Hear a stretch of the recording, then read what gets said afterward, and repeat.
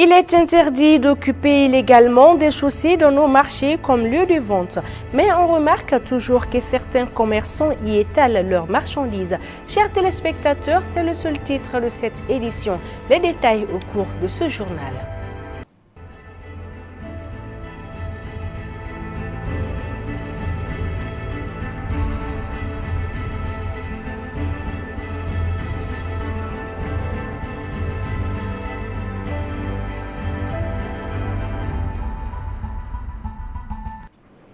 Bonsoir et bienvenue dans cette édition. Créée lors du sommet du 15 au 17 février 2014 à Nouakchott par 5 États du Sahel dont la Mauritanie, le Mali, le Burkina Faso, le Niger et le Tchad, avec comme mission principale traquer les groupes terroristes et de protéger les populations civiles, faisant l'objet également de violences intercommunautaires. Le G5 Sahel a plus de 6 ans d'existence.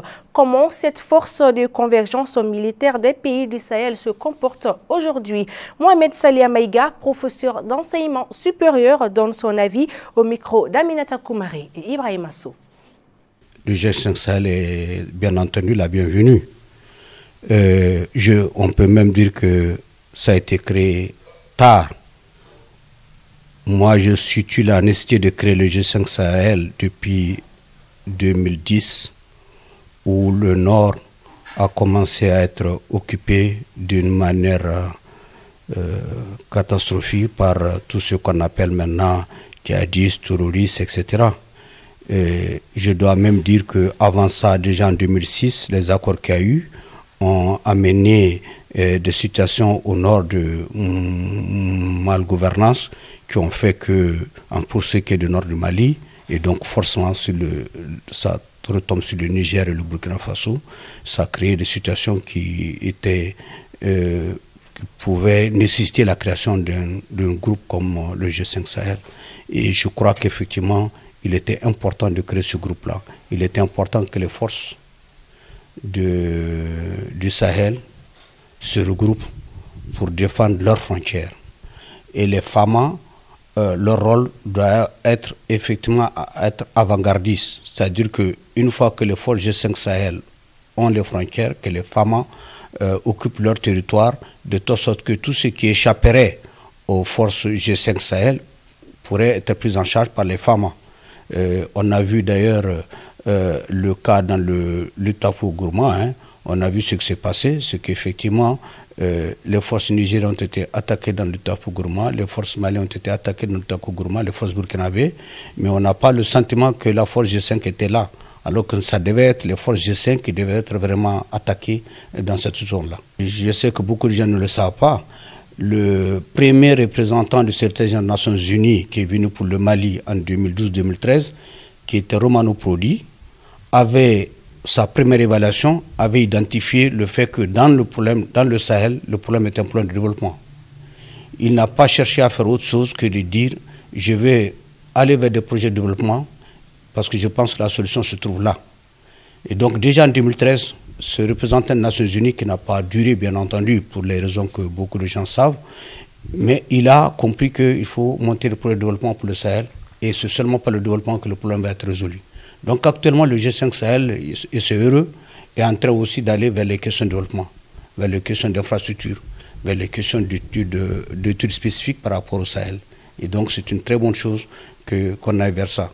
Et ça démontre aussi la nécessité de créer des organisations sous-régionales et de mettre ces organisations sous-régionales dans toutes les missions de développement qui peuvent aider à arrêter la situation dans laquelle nous sommes. Moi, je crois sincèrement qu'il faut commencer à se départir de ce genre de situation. Le Niger, le Burkina Faso, le Mali, la Mauritanie, et ces pays-là n'ont qu'à s'organiser, j'en oublie peut-être, n'ont qu'à s'organiser pour défendre leur territoire. Maintenant, la France va amener sa technicité, sa technologie, son armement, parce que malheureusement, nous ne fabriquons pas d'armes, pour apporter, pour donner son appui aux forces G5 Sahel. C'est vraiment ce rôle-là qui doit arriver à la France. Ce qu'on va dire, c'est que chacun d'entre nous est responsable de ce qui nous arrive. Moi, professeur à la retraite, l'ingénieur qui est à la retraite, le cadre qui travaille, le commandant qui est à Bourem, qui est à Ansongo, chacun d'entre nous a sa part de responsabilité dans ce qui nous arrive. Il faut qu'on se ressaisisse pour arrêter ça. Et la seule façon de se ressaisir, c'est de dénoncer tout ce qu'on peut dénoncer comme pratique malsaine qui se font dans notre région. Arrivé au grand marché de Bamako, situé en plein centre de la capitale, la première chose qui tape à l'œil est l'occupation anarchique des chaussées par certains marchands, comme je le disais dans les titres, qui, selon eux, sont obligés de prendre place au bord du goudron. Quelles sont leurs raisons? Aboubakar Goro et Ibrahim Asso pour plus de détails. Nous sommes au grand marché de Bamako, un marché qui, en plus d'être saturé, recouvre des chaussées remplies de marchands et leurs marchandises. Cette occupation anarchique des chaussées résulte de plusieurs causes. La pauvreté, le chômage, entre autres, selon les intéressés. Ceci dépasse notre volonté. C'est un manque total de moyens qui nous pousse à nous asseoir sur les chaussées. S'il dépendait de nous, nous serions dans des boutiques au lieu des chaussées. Il est trop difficile de se trouver un emploi dans ce pays. C'est pourquoi nous occupons ces chaussées afin de gagner notre pain. C'est la galère. Il y a un manque d'emploi au Mali. Moi qui suis là, je suis détenteur de BT. Il n'y a que du chômage. Malgré qu'ils aient été plusieurs fois délogés, ces vendeurs et vendeuses reviennent sur les lieux, même avec les propositions faites par l'État. Nous sommes tous là avec un grand risque. Dès qu'on voit les agents de la mairie, nous prenons la fuite. Nous voyons qu'à l'ouverture des lieux proposés par l'État, les riches s'en vont prendre ces magasins pour enfin nous louer à des prix très hauts. Et nous, on n'a pas les moyens. Bondés d'embouteillages, ces chaussées sont presque pas praticables. Difficile de rouler en toute sécurité. Nous, chauffeurs, nous créons beaucoup pour la vie de ces gens. Beaucoup ne comprennent qu'ils sont exposés au danger de la route. D'autres ne tiennent même pas compte du danger qu'ils créent. Ces occupants lancent un appel aux autorités à se manifester afin de leur trouver une place abordable.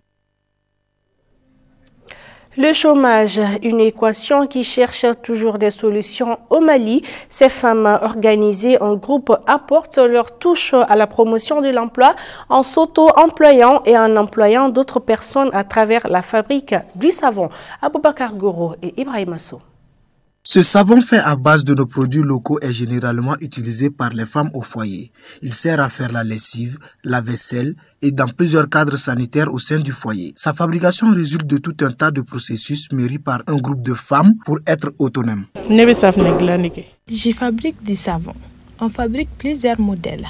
On fabrique les savons burkinabé. Il y a aussi ce qu'on appelle kruta kruta de 16 morceaux. On fabrique ça et on fabrique également les savons éclaircissants. C'est fabriqué à base d'huile, plus l'huile de coco et du potasse. Je fabrique du savon ici il y a à peu près un an. En une journée, on peut fabriquer 100 savons et parfois même ça dépasse les 100. J'ai eu beaucoup d'avantages avec ce travail. Je lave mes habits et celles de toute ma famille. Malgré la nette consommation des produits locaux par nos populations, les fabricants de ce savon fabriqué sur place se réjouissent de son apport. Mon travail ici consiste à livrer des savons aux clients, partout à Bamako et environ. Aussi, c'est moi qui suis chargé de couper les savons, en faire des morceaux et ensuite les placer dans le carton. Le conseil que j'ai à donner, c'est que tout le monde doit travailler, sans pourtant être au crochet de quelqu'un. Là, tu en tireras profit. Dieu merci, j'en tire beaucoup de satisfaction. Nous ne sommes pas dépendants de quelqu'un. J'invite tout le monde à utiliser ces savons préparés par nous-mêmes, car c'est bien préparé et c'est très efficace. Je fais mes vaisselles, lessives, parfois on se lave avec. Cet engagement des femmes dans les rangs des pionniers du développement se doit d'être appuyé pour en faire un véritable vecteur de croissance économique. À présent, l'actualité hors de nos frontières avec Aminata Koumari.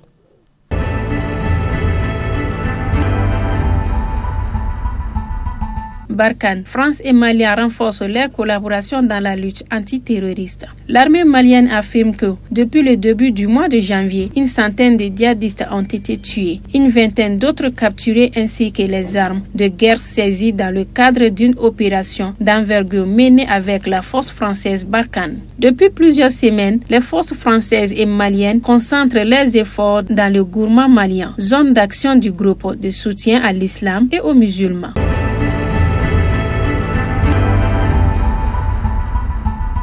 Covid. Le traitement aux anticorps de synthèse de Regeneron reste efficace contre les variants britanniques et sud-africains, a annoncé mercredi la société de biotechnologie américaine. Le cocktail d'anticorps qui avait été utilisé pour soigner l'ex-président Donald Trump est autorisé en urgence par l'Agence américaine des médicaments depuis fin novembre. Pour les personnes ayant développé des symptômes légers ou modérés du COVID-19 et présentant un haut risque de développer une forme sévère de la maladie, le Regencov, constitué des deux anticorps neutralisants, a gardé sa puissante capacité de neutralisation contre le variant B117 britannique, ainsi que contre le variant B1351 sud-africain, a déclaré la société dans un communiqué.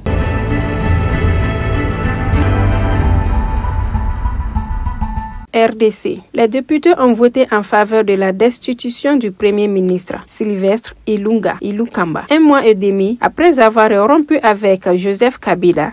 Le président Félix Tshisekedi franchit une nouvelle étape vers la mise en place d'un nouveau gouvernement. Il était l'un des derniers remparts de la majorité détenue par Joseph Kabila. Sylvestre Ilunga, premier ministre de Félix Tshisekedi depuis mai 2019, a été destitué ce mercredi 27 janvier à la suite du vote d'une motion de censure.